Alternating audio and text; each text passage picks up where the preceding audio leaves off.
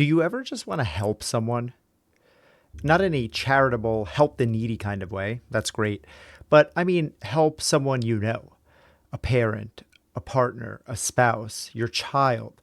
Do you ever have advice for them, or do you know something that they could do to help them live a happier, healthier life?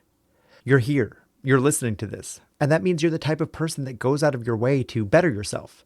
You listen to podcasts, you read about personal growth, you try to do what's best for you. And when you're doing that and you're working on yourself, maybe you're hitting the gym, you're reading, you're meditating, maybe you're going to therapy, you might start thinking, well, how do I get other people to be on this road with me? How do I help my loved ones up their game? And today we're going to go over just that. Welcome to Change Made Easy. Changing your habits, routines, and behaviors is hard. We make it easy. I'm Paul Leviton, and I help high achievers like you who feel stuck bridge the gap from where you are and where you want to be. Traditional self-help doesn't work. It's either too rigid, too generic, or too overwhelming. My approach is different. I simplify change by making it so easy it can't not happen. Using my easier framework, I'll help you create habits, routines, and behaviors that stick so you can stop struggling and start thriving. It's that easy. Mandy Hale said, "No matter how much you love someone, you can't force them to change. They have to want that for themselves." Maybe you've come to this conclusion yourself, and you understand that it's kind of hard to force people to change. Fat shaming doesn't work. You can't yell at an addict to make them quit drinking or smoking. And no, unfortunately, you can't tell someone who's feeling down just to cheer up. And yet, something you've heard me say in past episodes is that healed people heal people. It's inevitable that when you are on a journey of self-growth or self-improvement, that you just want to share it with those around you. How could you not? Unfortunately, the route that most people try to take to help to get others to change is pretty wrong. And often it can result in the opposite happening, where people dig in their heels and they change even less. Fortunately for you, though, you're here, where we make change easy, not just for you, but for everyone you know. So today, I'm going to explain to you how not to get someone else to change and what you should do instead if you want them to actually create a better life for themselves.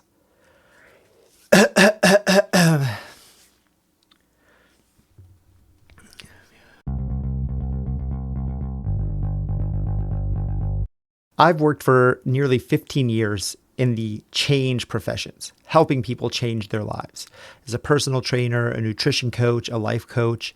And one of the questions that I get most often is, how do I help X person change? X being your partner, your kids, your parents, your siblings, whoever. And how do I help them change? How do I get them to exercise, to eat healthy, to take their medication, to change how they talk to me? Like I said in the intro, it's inevitable, I believe, that when you start to do better for yourself, you want to share that with the world. I mean, how could you not? If you feel good, you want everyone around you to feel good. If you're getting healthy, you want those around you to be healthy. If you see someone struggling, you want them to not be struggling. So it makes sense that we want to share that. And the obvious question is, well, how do I get them to do the change that I'm doing? But the answer that I give to this question is the same no matter who the person you're trying to change is or what the change you want them to undertake is. It's simply this: you don't. You don't make someone else change. And I'm telling you this as someone whose entire career hinges on helping people change. And that's why I'm very selective with my words. I can help people change. I cannot force them to. I cannot make them change. And I tell people this right away. When people want to hire me or people want to work with me, I tell them, this is not a me thing. This is a you thing.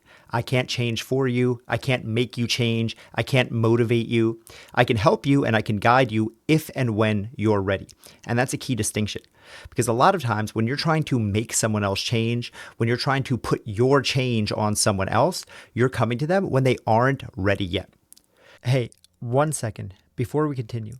If you're enjoying this episode, if you're learning something from this show, if you're catching yourself saying, man, this is so helpful, this Paul guy is pretty smart. First of all, thank you. But secondly, if that is you, you might have asked, how can I work with Paul? Can he help me create the change I've been looking for? And if you have, you're in luck. Because after 12 years as a coach, both in person and online, for the first time ever, I'm opening up my calendar specifically to talk to you, my podcast listener. Use the link in the show notes to book a completely free coaching session. If you need help with nutrition, fitness, motivation, mindset, basically anything that goes into building your happy, healthy life, then I want to talk to you. Click the link in the show notes and let's chat. I created this podcast to help, and now I want to go deeper. This is the first time I've ever offered anything like this, and I don't know how long it'll last or how long I'll be able to keep doing it, so take advantage while you can. All right, now let's get back to the show. Scientists have studied change a lot and why we change and why we don't. And one thing that they've discovered is that change happens along a continuum of 5 stages. They call this readiness to change. And the 5 stages of change are pre-contemplation, contemplation, preparation, action, and then maintenance. So pre-contemplation is, I don't even know that this is a thing. I don't think about it. I don't care about it. It's not even on my radar. Contemplation is where the person understands what they could have, but they might not be ready to make the change yet. They're sitting on the fence. This is someone who says, yeah, I know I should probably eat better. But that doesn't mean that they're ready to actually start making the change. They just know that I wouldn't be healthier if I ate healthier. Then there's preparation. Preparation is like, okay, I'm ready to start figuring out what this could look like. It's testing the waters. You're planning to act soon, but not ready. So this might be researching. I'm ready to join the gym. I'm going to look up gyms around me. They're in preparation mode. They're still not in action mode. And action is the 4th level of change. And that's when you're actually doing the thing, when you're practicing it for a few months. And then the last step is maintenance. And that's when you've created the action, you've created the change, and now you're just maintaining it as you go. So you have to be aware of where people are on their change journey. Because a lot of times people think that, oh, so-and-so was talking to me about this, so they must want my advice. My partner is always talking about how upset they are about their weight or how their clothes fit. They must want me to tell them about going to the gym. But that's not always the case. If someone's just talking about a thing they're struggling with, they might just be in contemplation. They might just be aware of the challenge, but not ready to actually change it yet. So when you come at them with your action steps of like, well, here's what I did to lose weight, or here's what I do at the gym, or they're not ready for that yet, and you're actually going to push them away. Because one of our deepest held needs as humans is autonomy. We want to be able to make our own decisions. So when you come at people with advice, even when it's well-meaning, it can often have the reverse effect. Parents will know this because all children have this built into them, where when you tell them what to do, they often do the opposite. My nephew watches videos on YouTube, and sometimes he'll get on a sound that is just really annoying, or the volume is too loud, or it's just something I don't like. And what I used to tell him was, hey, buddy, can you scroll away from that? I don't want to listen to that right now. And then he'd just stay watching it. But what I learned is I go, hey, man, I love that. Can you turn that up? And he'd look at me and then just swipe away from it. It's the concept of reverse psychology. We all know about it and hear about it, and it's a cliche joke at this point. But it actually affects us in the opposite when we are trying to help people sometimes, when we are even with that person's best interest, giving them well-meaning advice, because it actually triggers something inside of us that wants to be in control of our own destiny. So when you're telling someone what to do, giving them advice, or even trying to help them, it can actually push them away. Because often, again, they are not actually ready to change. And I know there is irony here as I'm talking about this on a podcast that is all about advice around change. But the reality is that if someone is listening to this podcast, they are inherently, at least in the preparation stage of change. They're testing the waters. They're aware of the change that they want to make, and they're looking for advice. So that person has asked, by clicking on this podcast, if you're listening to this, I'm not bombarding you with my advice without your permission. That's the big difference. And a lot of times we think that people are giving us permission when they are talking about their struggles. If someone says, oh man, I've been really struggling with money right now, it might feel like they're asking you, hey, do you have any tips about saving more money? But that's not what they're doing. They might just be venting. And the proper thing to do in that situation is just empathize. Yeah, man, I totally understand. Things are hard right now. That sucks. That can be it. It feels like we need to always chime in with our own 2 cents. In the coaching world, we call this the advice monster. And it's very hard to get over. A lot of my training has been simply in quieting that voice in the back of my head that says that I know the right answer and I need to tell them what to do. Because again, if it were as easy as telling people what to do, everyone would be happy, healthy, rich, fit, and everything else. It's not that simple. We have a need for autonomy, and often people are not ready to change. So when you look at all this and you see that people very well may be struggling, they very well may need help, but that doesn't mean that they are ready to change. And that doesn't mean that they're actually looking for your advice or your help, but you still want to help them. You still want the people around you, your loved ones, to live better, happier, healthier lives. And you still do have a way that could help them. What do you do? Well, my answer is that you simply lead through example. You don't have to tell people what to do. You just have to be a living embodiment of what that is so that they can see it in action. Actions speak louder than words. We all know that. It's so much more powerful for you to just be that person than it ever would be for you to say, hey man, I know what you should do. So when someone says, oh man, I really am so stressed about summer coming and I can't even fit into any of my clothes from last year, I know your inclination is to say, well, have you tried going to the gym? Or have you thought about cutting out carbs? But the chances are they have thought about those things. They know about that stuff. Everyone does. And your next thought might be to say, hey, well, here's what really helped me lose 20 pounds. And although that's a little bit better, the real thing that you need to do in those situations is to, one, again, empathize, say, I totally understand. I can see how hard that is. And then just do what you know to do to be right. You go to the gym. You eat healthy. You create an environment for them where it's easy for them to make those choices. You start going to the gym 5 days a week and say, hey, just so you know, if you were ever interested in going to the gym, I would love to have you there with me as my guest. Hey, I know we usually order dinner on Fridays, but I would love to actually cook something and make something a little bit healthier that I've really enjoyed that I think you would enjoy too. This isn't advice. This is just you living your best life and inviting them in so that they can experience it for themselves.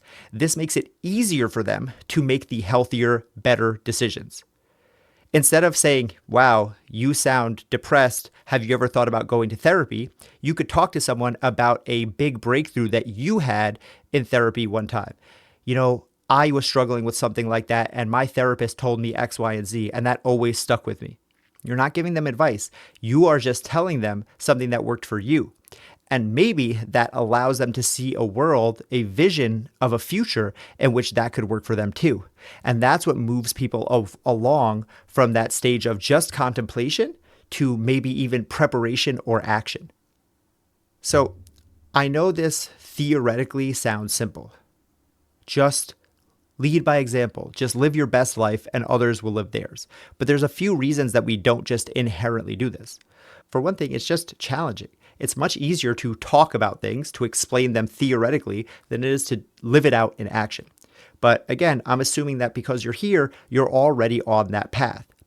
And the second reason it's hard is because we want to stop people's struggles.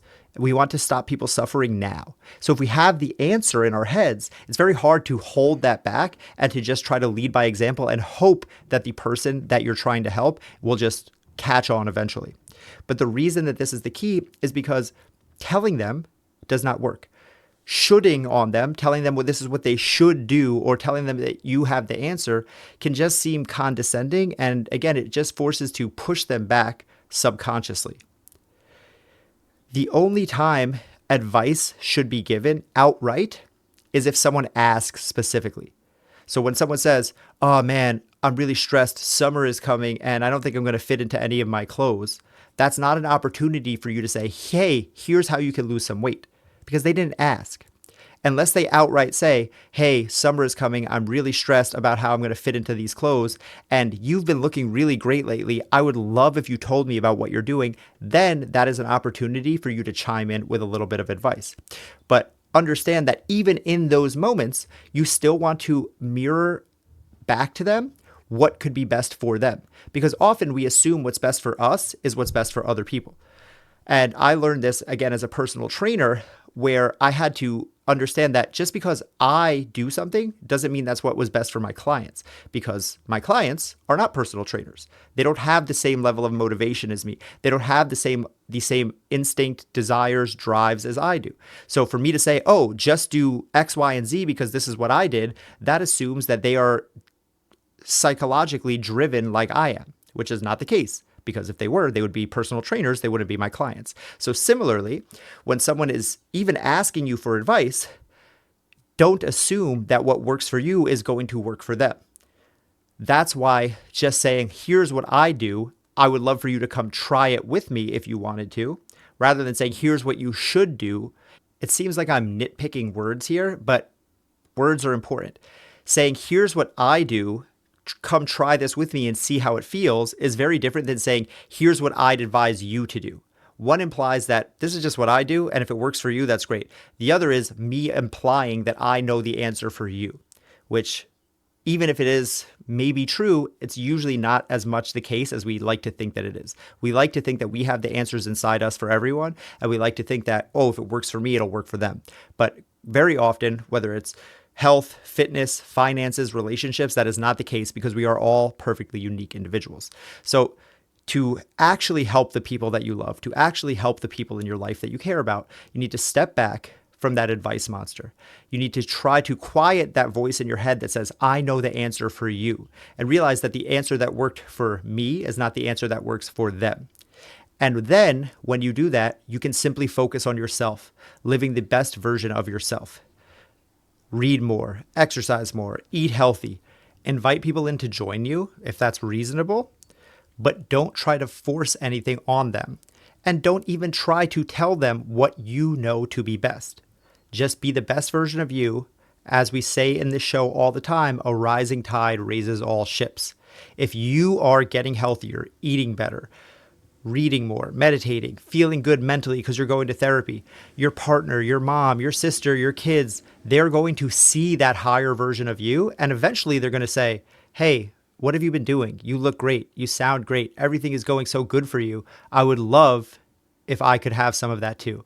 And that is your opportunity to say, oh yeah, I would love for you to try this thing that I'm doing. Do not try to just tell them what to do. Do not try to impose your values on them because that will only serve to push them away. So my action step for you this week is simple. Just start living your best life. Be the highest version of you, because the highest version of you is the version that other people will aspire to be. And that's the version that will get them to move up those stages of change and ask you, hey, how do I get to where you are? Can you help me? Can I come along for the ride with you? Before you go, I want to talk to you. Literally. For the first time ever in over 12 years as a coach and 4 years doing this podcast, I'm opening up my schedule to help listeners like you for free. I'm offering a free coaching session to you as a thank you for supporting this show. I help people create their healthy habits and happy lives and create positive change around their health, wealth, and relationships. Whatever you're working on, mind, body, and soul, we can cover it all. If you're struggling, I want to help you build a plan to get through it and past it. So go into the show notes and click the link that says book a free call today.